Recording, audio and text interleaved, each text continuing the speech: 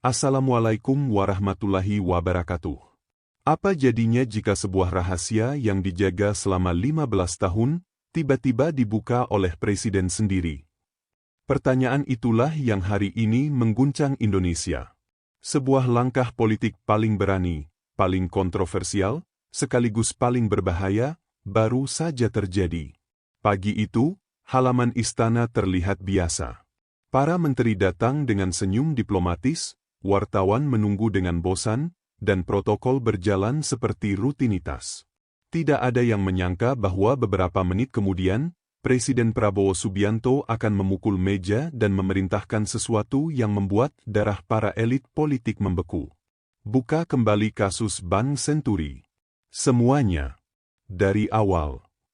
Dan seketika, udara politik Indonesia berubah. Para menteri menatap satu sama lain, beberapa menunduk, beberapa lainnya mulai berkeringat. Ruangan yang biasanya penuh senyum diplomatis berubah menjadi medan perang tanpa suara. Ledakan pertama, informasi intelijen yang disembunyikan bertahun-tahun. Presiden, dengan nada tegas namun dingin, memaparkan laporan intelijen terbaru yang baru ia terima malam sebelumnya. Dokumen itu berisi data keuangan gelap, jejak elektronik, rekaman komunikasi lama, semuanya terkait bailout Senturi yang menjadi skandal terbesar di era pemerintahan SB. Namun yang membuat suasana membeku bukanlah dokumennya, melainkan nama-nama yang tertulis di dalamnya. Beberapa menteri langsung menutup mulut, sebagian lainnya menatap ke arah kamera rapat yang dimatikan. Ada yang memijat pelipis, ada pula yang pura-pura sibuk mengecek ponsel. Mereka tahu, badai besar baru saja resmi dimulai. Reaksi istana, ketegangan yang tak bisa ditutupi. Sekretaris Kabinet tercekat. Menteri Keuangan menatap kosong. Menko Polhukam mengetuk-ngetuk meja tanpa sadar. Sementara itu, Presiden Prabowo tidak menunjukkan sedikit pun keraguan. Ia tahu keputusan ini akan menggetarkan negeri, memicu pergolakan politik, bahkan mungkin memecah partai, tetapi ia tetap menandatangani perintah penyidikan ulang. Perintah itu langsung dikirimkan kepada Kepala BIN, Kapolri, Jaksa Agung, PPK. Pukul 9.47 WIB, perintah resmi itu keluar dari istana.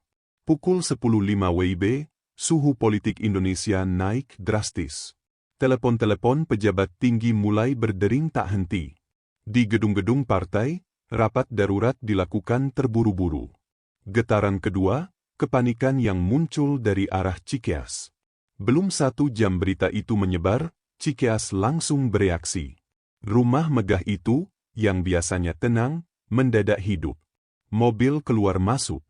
Para petinggi Partai Demokrat berkumpul.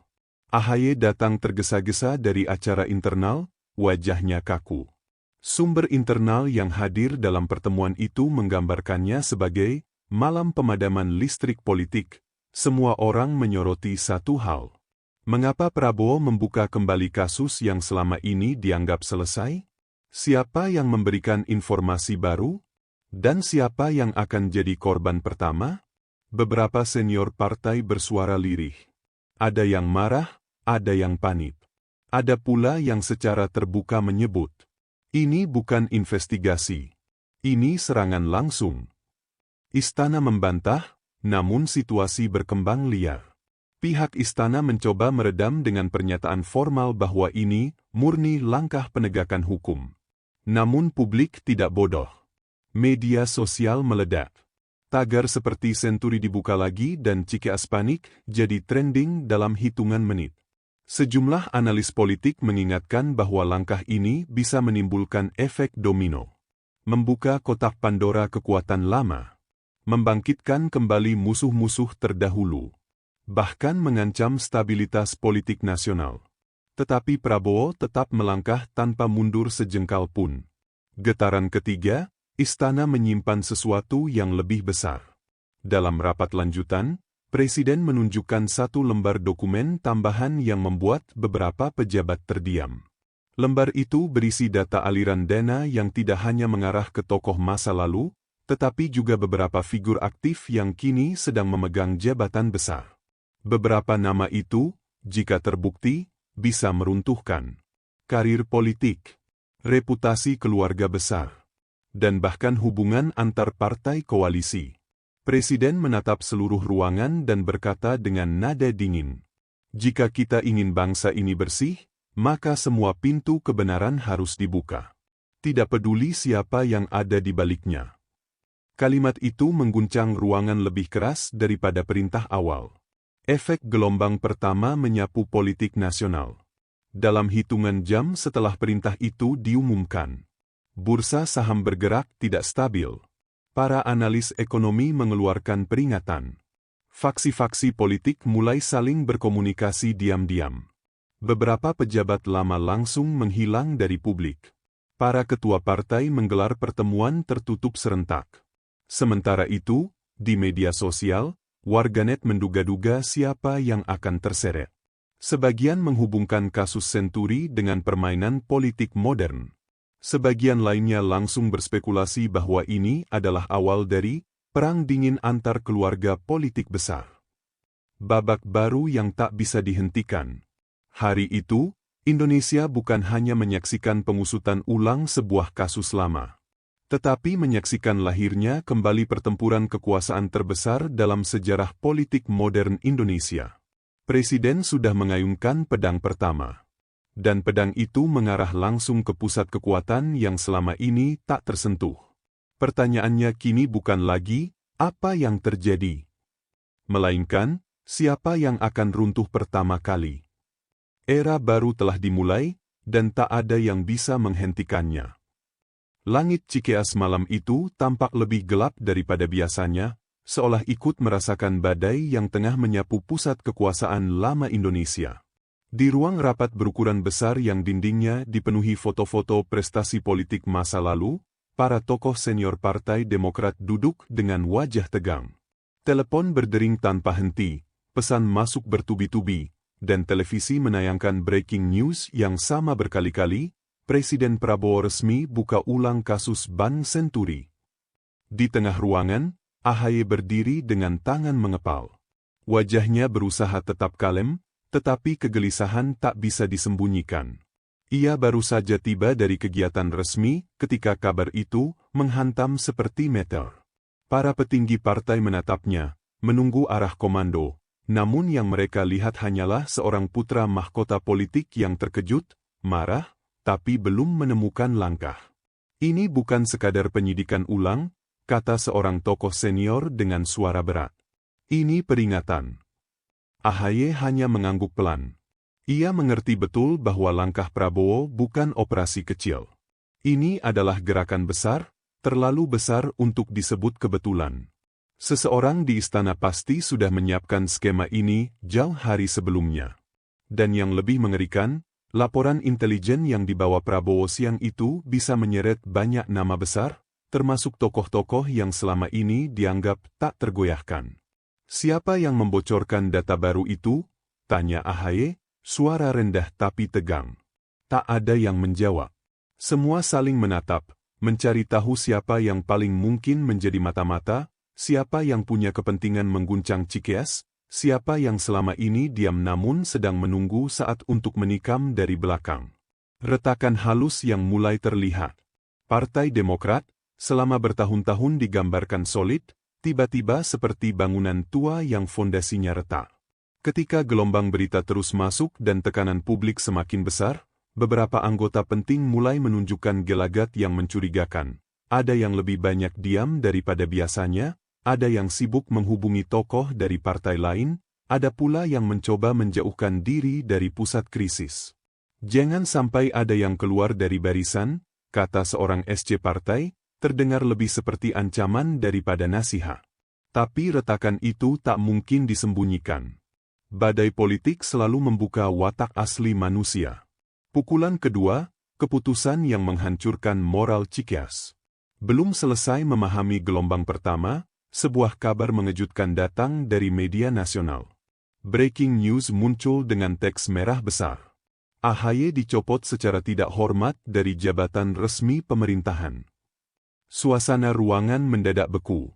Semua mata tertuju ke layar televisi. "Tidak mungkin," gumam seseorang. AHY sendiri menatap layar itu lama, seakan tak percaya bahwa ia, yang selama ini berusaha menjaga citra profesional, justru dilucuti jabatannya dengan cara paling brutal di depan publik. Alasan pencopotan yang diumumkan, ketidaksesuaian laporan internal dan dugaan manipulasi administratif. Bahkan jika alasan itu benar atau tidak, dampaknya luar biasa. Internasional menyorot, oposisi bersorak, dan loyalis AHY terpukul keras. Kita sedang diserang dari dua sisi, kata seorang analis internal. Dari masa lalu, dan dari masa depan. Kita terjepit. AHY mencari pengkhianat. Tak lama setelah berita itu menggemparkan publik, AHY meminta daftar laporan internal yang disebut-sebut menjadi dasar pencopotannya. Ia mempelajari setiap halaman, memeriksa tanda tangan, mencocokkan waktu pengiriman. Dan di tengah semua itu, ada satu kejanggalan, satu nama yang selama ini ia percaya ternyata menjadi pintu masuk runtuhnya posisi politiknya. AHY menatap nama itu lama, bibirnya mengeras, matanya berkaca-kaca, bukan karena sedih, tapi karena merasa dikhianati oleh orang dalam yang selama ini ia anggap saudara politik. Jadi, ini permainanmu, ucapnya pelan. Namun ia tidak menyebut nama itu kepada siapapun. Tidak malam itu. Tidak ketika suasana masih panas. Tidak ketika semua mata tertuju padanya. Pengkhianatan adalah luka dalam politik, dan AHY tahu, waktu paling tepat untuk mengungkap musuh adalah ketika semuanya sudah siap untuk dibalas. Istana mengirim sinyal kedua. Di tempat lain, istana terlihat lebih tenang. Namun ketenangan itu hanya di permukaan. Para staf presiden sibuk menerima telepon dari berbagai kelompok politik, beberapa meminta klarifikasi, beberapa bernegosiasi, beberapa lainnya justru menyampaikan ancaman terselubung. Meski demikian, Presiden Prabowo tidak mengeluarkan pernyataan tambahan. Sikap diam itu justru membuat publik semakin gaduh. Banyak yang bertanya-tanya, apakah pencopotan AHY adalah bagian dari strategi besar? Atau hanya efek samping dari penyidikan ulang Senturi? Seorang jurnalis senior menulis di kolom berita malam. Jika Prabowo membuka Senturi hari ini, berarti ia siap membuka pintu gelap politik yang selama ini dikunci oleh kekuatan lama. Dan pencopotan AHY adalah tanda bahwa perang baru saja dimulai. Cikeas menggelar pertemuan darurat kedua. Malam semakin dalam ketika rapat kedua dimulai. Suasana semakin panas. Beberapa tokoh mulai bersuara keras, sebagian lainnya menyalahkan keputusan lama yang tidak ditutup rapat-rapat, dan ada pula yang terang-terangan mengusulkan agar Demokrat menarik diri dari politik nasional untuk sementara. AHY hanya mendengarkan, tetapi pikirannya berlari jauh. Ia tahu partainya kini di posisi paling rentan dalam satu dekade terakhir. Jika langkah berikut tidak tepat, Demokrat bisa hilang dari peta politik nasional. Namun di balik seluruh kepanikan itu, ada satu hal yang membuat ruangan semakin muram. Data bocoran intelijen menunjukkan bahwa kasus Senturi hanyalah puncak dari gunung es. Ada beberapa aliran dana mencurigakan yang mengarah ke kelompok-kelompok tertentu, dan sebagian dari kelompok itu terkait langsung dengan kampanye hitam yang menyerang presiden dan wapres. Nama-nama itu belum diumumkan, tapi rumor sudah beredar. Dan rumor itu menampar Cikeas seperti badai baru. Gelombang ketiga, ketakutan menular ke seluruh partai. Ketakutan adalah virus, dan malam itu, virus itu menyebar dengan sangat cepat. Beberapa anggota partai mulai menghapus postingan lama di media sosial. Beberapa politisi tiba-tiba sakit dan absen dari aktivitas publik. Beberapa tokoh penting mengamankan rekening keluarga mereka. Bahkan beberapa pengurus daerah menghubungi pusat, menanyakan apakah ini akan jadi akhir semuanya. AHY akhirnya berdiri di tengah ruangan, menatap seluruh loyalisnya. Ini bukan akhir, katanya tegas. Ini awal dari perang. Dan kita harus memilih, melawan, atau tenggelam. Namun ucapan itu tidak cukup meredakan kecemasan. Karena semua orang tahu, yang sedang terjadi bukan lagi pertarungan antar individu, tetapi perebutan kekuasaan nasional yang melibatkan jaringan gelap, operasi intelijen, dan fraksi-fraksi besar yang selama ini bersembunyi di balik layar. Dan Cikas baru saja menjadi korban pertamanya. Di tengah badai senturi dan pencopotan AHY yang memecahkan langit politik Indonesia, sebuah ledakan baru muncul dari arah yang tak pernah diperkirakan. Sebuah laporan intelijen tingkat tinggi bocor ke meja Jaksa Agung, lalu merembes ke lingkar dalam istana. Laporan itu hanya terdiri dari 23 halaman, tetapi isinya cukup untuk mengguncang pondasi politik nasional. Di halaman pertama laporan itu, terdapat judul yang membuat seluruh aparat penegak hukum tercengang. Operasi Lembayung, strategi sistematis untuk menyerang legitimasi Presiden Jokowi dan Wapres Gibran. Di bawah judul itu, ada satu nama yang membuat banyak pejabat senior menahan napas, Raji Suryo. Awal mula terkuaknya operasi. Segalanya bermula dari penelusuran digital yang dilakukan oleh Divisi Siber Polri. Mereka menyelidiki penyebaran fitnah ijazah palsu yang dituduhkan kepada Jokowi bertahun-tahun sebelumnya, sebuah isu yang seolah hilang begitu saja setelah ditangani pengadilan. Namun kini, ketika senturi dibuka kembali, banyak aliran dana mencurigakan yang ternyata mengarah pada akun-akun dan organisasi yang terlibat dalam fitnah lama tersebut. Saat penyelidik menggali lebih dalam, mereka menemukan pola identik dalam pola sebaran berita bohong baru yang menyerang Gibran. Pola tersebut tidak mungkin kebetulan. Grafis, narasi, data, dan waktu penyebaran mirip seperti operasi terstruktur, bukan sekadar gerakan spontan. Lalu sebuah nama muncul konsisten dalam metadata, percakapan grup tertutup, dan pesan terenkripsi. Nama itu, RS. Disinilah semuanya mengarah kepada kelompok yang dipimpin oleh Raji Suryo, atau setidaknya orang-orang yang mengaku sebagai loyalisnya. Istana kaget, namun tidak kewalahan. Ketika laporan ini masuk ke ruang kerja Presiden, suasananya serius namun tanpa kepanikan. Berbeda dengan reaksi Cikeas pada bab sebelumnya, Istana lebih siap menghadapi badai kedua ini. Beberapa menteri langsung ditelepon untuk rapat terbatas. Kepala BIN membawa setumpuk bukti tambahan. Kapolri menyampaikan foto-foto pertemuan beberapa tokoh politik lama dengan operator digital bayaran.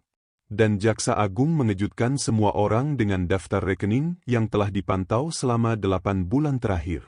Dalam presentasi singkat, Kepala BIN menyampaikan fakta yang membuat ruangan senyap. Bapak Presiden, operasi ini sudah berjalan bertahun-tahun. Dananya tidak kecil. Bahkan beberapa sumber dana berasal dari jaringan lama yang juga terkait dengan senturi. Setengah ruangan menahan napas. Dua skandal besar itu, senturi dan fitnah ijazah, ternyata bukan dua dunia yang berbeda. Ada benang merah yang menyatukannya, sebuah jaringan politik bayangan yang selama ini hidup di balik layar. Nama-nama baru mulai terungkap. Saat penyidikan berkembang, jaringan itu mulai terlihat jelas. Ada 3 kelompok utama. Kelompok politisi lama. Mereka pernah memegang jabatan besar, kini kehilangan panggung. Operasi fitnah menjadi cara mereka kembali relevan dalam politik nasional. Kelompok digital underground. Operator bayaran, spesialis manipulasi data, para pemilik akun-akun gelap yang mengendalikan ratusan ribu bot. Kelompok kaki tangan finansial.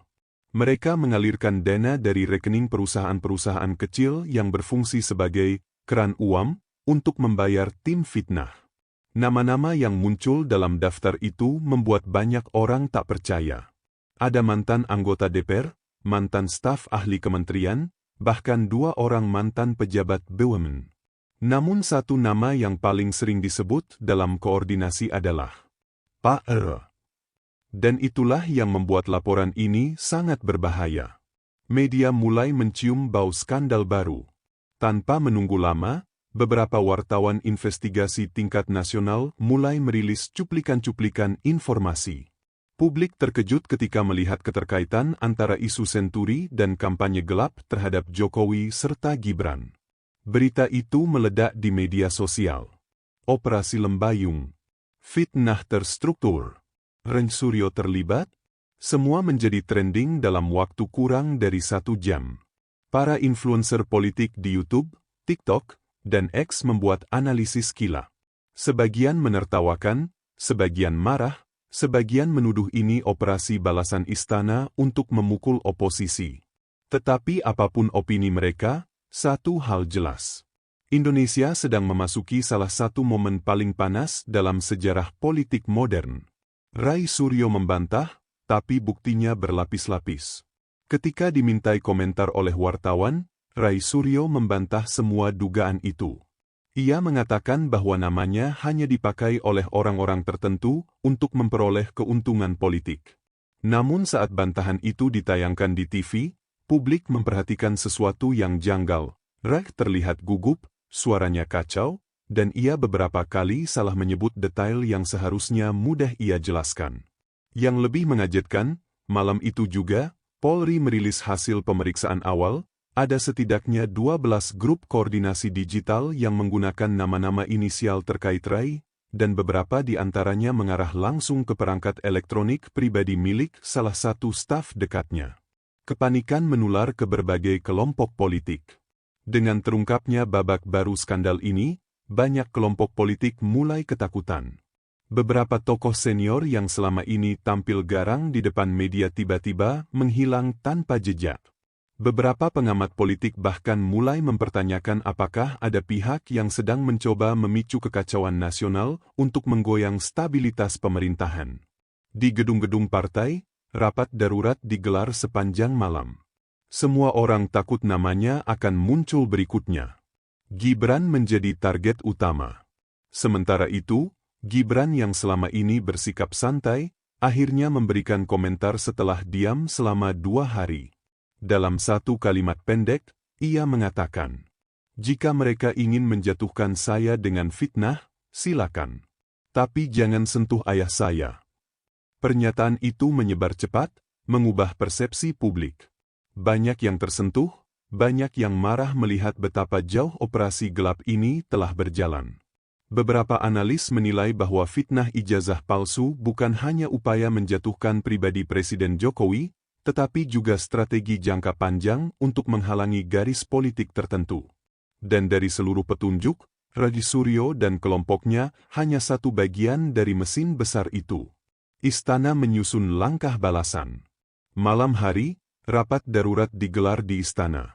Presiden Prabowo mendengarkan laporan lengkap dari seluruh lembaga terkait. Setelah mempelajari semuanya, ia mengeluarkan keputusan yang mengguncang semua orang di ruangan. Besok pagi, saya umumkan pembentukan tim penyelidikan nasional. Semua nama yang terlibat, siapapun mereka, akan kita buka. Keputusan itu membuat sebagian pejabat terdiam lama. Ini bukan lagi pengusutan kasus. Ini adalah perang. Dan perang itu dimulai bukan hanya melawan satu kelompok, tetapi melawan jaringan bayangan yang selama ini memanipulasi opini, merusak demokrasi, dan menyandera sejarah. Sementara seluruh negeri terfokus pada laporan operasi Lembayung dan skandal fitnah ijazah yang mulai membongkar jaringan bayangan, Cikeas tidak tinggal diam. Setelah terpukul oleh 2 hantaman besar, pengusutan Senturi dan pencopotan AHY, kekuatan lama itu kini bangkit dengan strategi yang jauh lebih agresif. Di rumah pertemuan yang dijaga ketat oleh puluhan pengawal, keluarga politik besar itu menggelar rapat yang menjadi titik balik. Ruangan itu gelap, hanya diterangi lampu gantung kuning yang menyoroti wajah-wajah yang tegang, marah, dan terluka.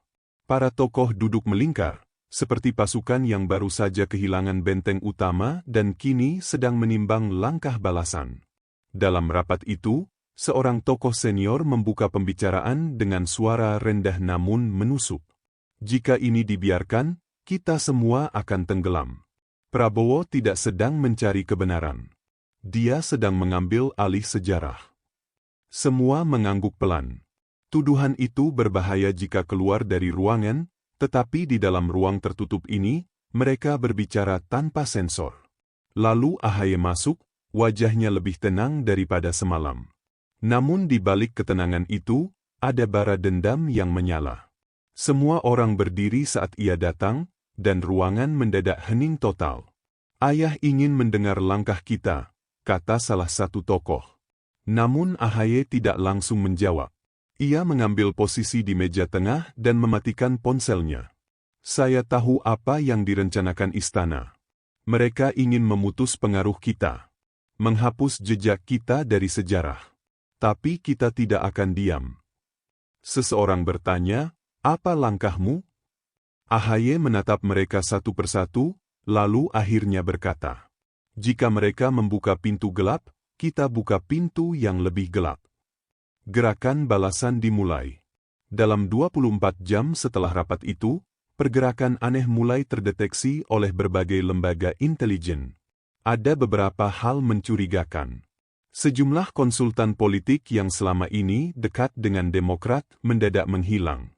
Beberapa pengusaha lama yang pernah terhubung dengan kasus Senturi mulai memindahkan aset ke luar negeri. 2 mantan menteri menghubungi jaringan internasional mereka dengan kode-kode yang hanya dipakai dalam situasi krisis. Yang membuat BIN terkejut adalah laporan dari tim lapangan, ada kelompok kecil yang bergerak ke arah Jawa Barat, diduga membawa dokumen rahasia yang selama ini disembunyikan oleh jaringan politik lama. Dokumen itu disebut sebagai arsip petir. Isi persisnya belum diketahui, namun rumor menyebutkan arsip itu berisi pertemuan rahasia antara beberapa tokoh elit sebelumnya, data transaksi gelap dari masa lalu, dan catatan operasi politik yang tidak pernah boleh keluar. Ada spekulasi bahwa Cikeas ingin menggunakan arsip itu sebagai senjata balasan, bukan untuk membersihkan nama, tetapi untuk mengguncang pemerintahan dengan membeberkan kesalahan masa lalu para lawan. Pecahnya kesetiaan di tubuh Demokrat. Ketika tekanan semakin besar, perpecahan internal mulai terasa. Ada faksi yang mendukung langkah AHY untuk melakukan serangan balik habis-habisan. Namun ada juga faksi yang ingin berdamai dengan istana dan menghindari pertarungan yang bisa mengakhiri partai itu selamanya. Dalam rapat internal, seorang tokoh tua menentang keras. Jika kita melawan, kita akan hancur. Ini bukan Prabowo yang dulu. Dia sekarang presiden, punya semua instrumen negara. Namun faksi muda membalas dengan lantang. Jika kita diam, kita tetap hancur. Hanya beda tempo. Pertengkaran itu memuncak hingga ada anggota yang membanting meja. AHY akhirnya menengahi. Dan meskipun tidak secara langsung menyuruh perang, sikapnya jelas, ia tidak akan menyerah. Namun di balik layar, satu pengkhianatan besar sudah dimulai. Seorang kader senior secara diam-diam menghubungi istana melalui perantara. Ia menawarkan informasi internal Demokrat, dengan syarat satu, namanya tidak diseret dalam kasus Senturi. Pengkhianat itu menjadi salah satu aktor paling penting dalam bab ini. Nama yang nantinya akan memicu badai politik yang jauh lebih besar. Istana membalas dengan ketegasan lebih keras. Sementara itu, istana tampak seperti benteng kokoh yang tidak terpengaruh gejolak eksternal.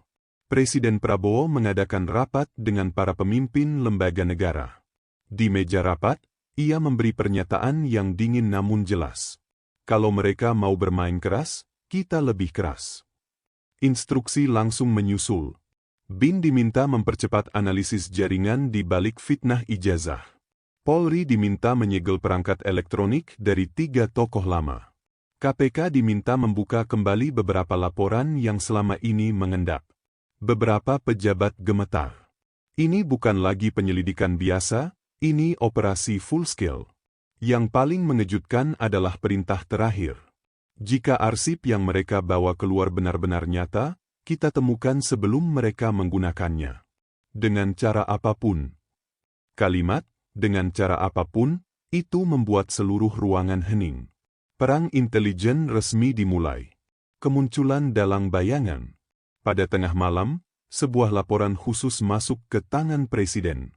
Laporan itu berisi nama yang selama ini menjadi teka-teki besar. Pelaku yang disebut-sebut sebagai penyandang dana utama operasi fitnah, konektor antar partai, dan otak strategi gelap. Nama itu tidak diumumkan secara publik, tetapi bocoran kecil menyebutkan bahwa dalang sebenarnya bukan Rai Suryo, bukan politisi muda, bukan pula elit Demokrat yang sering tampil di media. Dalang itu adalah seseorang yang selama ini dianggap sudah pensiun dari politik. Seseorang yang sangat dekat dengan salah satu partai besar di masa lalu. Seseorang yang memiliki hubungan internasional cukup luas untuk menggerakkan opini publik global. Laporan itu membuat Prabowo terdiam lama. Jika nama itu benar, maka Indonesia sedang menghadapi salah satu krisis politik terbesar dalam sejarahnya. Ketegangan meningkat, media terbelah. Media nasional mulai terbagi dua. Media yang condong ke istana, menyebut bahwa skandal fitnah adalah ancaman terhadap demokrasi dan keamanan nasional. Media yang condong ke kelompok oposisi, menyebut bahwa ini adalah upaya istana untuk membungkam suara lawan. Talk show malam berubah menjadi arena pertarungan. Pengamat saling tuduh. Lembaga survei merilis data kontroversial. Dan masyarakat terbelah menjadi kubu yang saling curiga. Gerakan jalanan muncul. Tidak lama kemudian, aksi demonstrasi mulai terjadi di beberapa kota. Sebagian massa menuntut pengusutan tuntas Senturi. Sebagian lainnya membela AHY dan meminta pemerintahan berhenti, mengkriminalkan lawan. Dan sebagian lagi menuntut Rai Suryo ditangkap. Jakarta kembali memanas. Polisi disiagakan sepanjang malam, dan laporan intelijen menyebut ada pihak yang mencoba memanfaatkan situasi untuk menciptakan kerusuhan. Istana bergerak cepat, memerintahkan tindakan tegas namun terukur.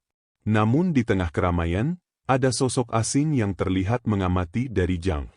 Sosok itu bukan politisi, bukan aktivis, bukan pejabat. Ia adalah operator bayangan dari luar negeri yang disebut-sebut terkait operasi gelap masa lalu. Siapa yang memanggilnya? Itulah pertanyaan yang belum terjawab. Bab ditutup dengan ledakan baru. Ketika semua pihak sibuk melawan, bertahan, dan mengatur strategi, tiba-tiba sebuah video bocor ke publik. Video rahasia yang menunjukkan percakapan beberapa tokoh elit di sebuah hotel mewah. Percakapan itu berisi rencana besar untuk mengguncang pemerintahan. Rencana yang melibatkan dana asing, konsultan politik global, dan operasi media internasional. Video itu viral dalam hitungan menit. Dan bab ini berakhir dengan satu kalimat yang muncul dari rekaman tersebut. Jika Prabowo membuka pintu masa lalu, kita buka masa depan yang menghancurkan semuanya. Kepanikan yang selama ini bersembunyi di balik tembok kekuasaan akhirnya pecah seperti kaca yang dihantam palu godam. Penyelidikan ulang kasus Bank Senturi yang diperintahkan Presiden Prabowo telah berkembang menjadi gelombang besar yang menelan apa saja di depannya. Namun gelombang ini belum mencapai puncaknya. Ada sesuatu yang lebih besar, lebih gelap, lebih menyesakkan, sedang menunggu untuk meletus. Di ruang rapat terbatas di istana, suasana terasa jauh lebih tegang dari biasanya. Para menteri duduk dengan wajah pucat, sebagian menggenggam map berisi laporan intelijen yang baru 3 jam lalu masuk ke meja presiden. Ruangan yang biasanya penuh diskusi rasional kini hanya diisi suara napas yang berat dan detak jam dinding yang terasa menghantam telinga. Prabowo berdiri di depan layar proyektor, kedua tangannya bertaut di belakang punggung. Di hadapannya terpampang foto-foto, diagram alur dana, dan potongan rekaman percakapan yang disadap secara legal oleh Badan Intelijen Negara. Semua itu mengarah pada satu fakta yang tak bisa lagi dibantah, operasi fitnah ijazah palsu terhadap Gibran dan Jokowi bukan hanya ulah individu.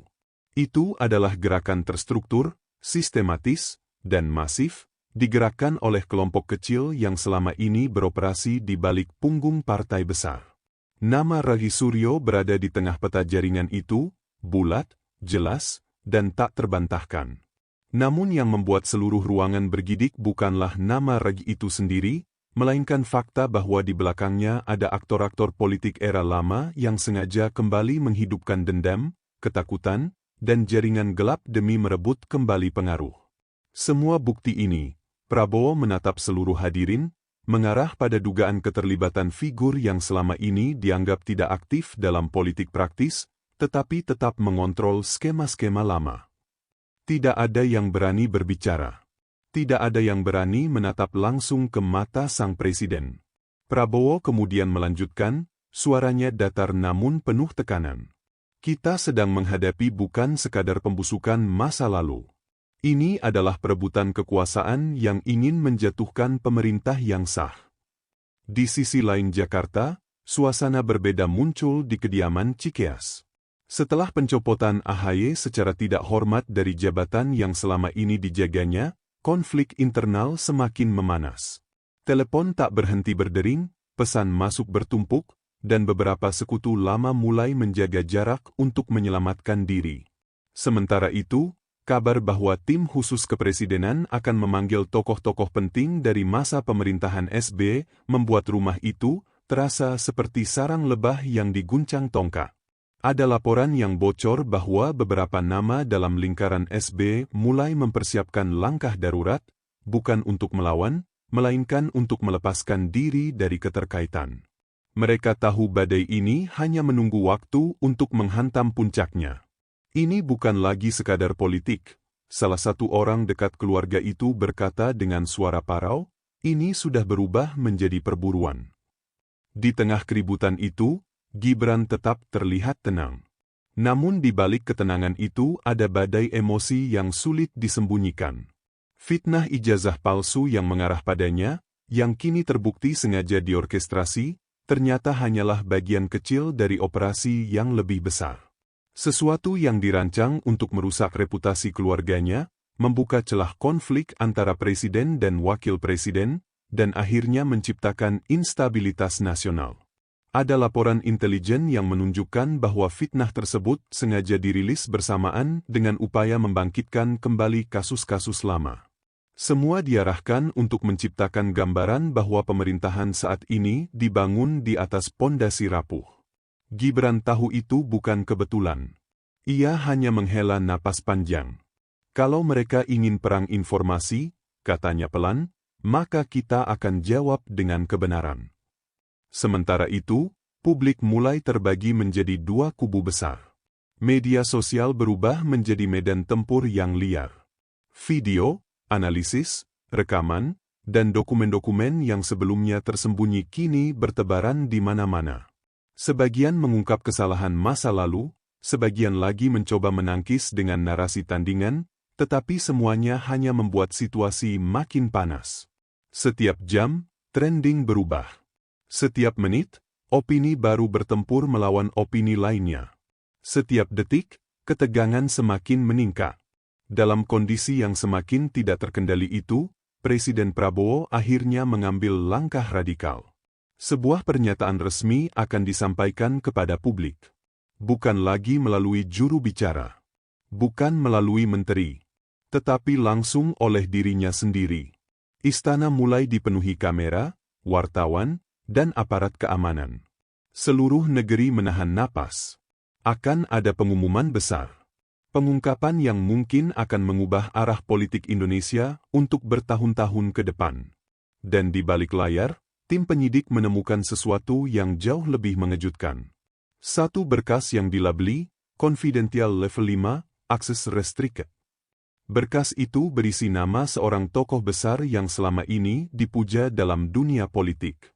Seseorang yang tak pernah tersentuh, tak pernah terduga, dan tak pernah sekalipun dikaitkan dengan operasi gelap apapun. Namun data baru menunjukkan bahwa orang inilah yang diduga menjadi dalang paling senior dalam gerakan manipulasi politik terbesar era modern. Nama itu sudah berada di meja presiden. Dan ketika Prabowo membuka map, wajahnya mengeras. Kalau ini benar, katanya perlahan, maka perang yang mereka mulai akan berakhir malam ini.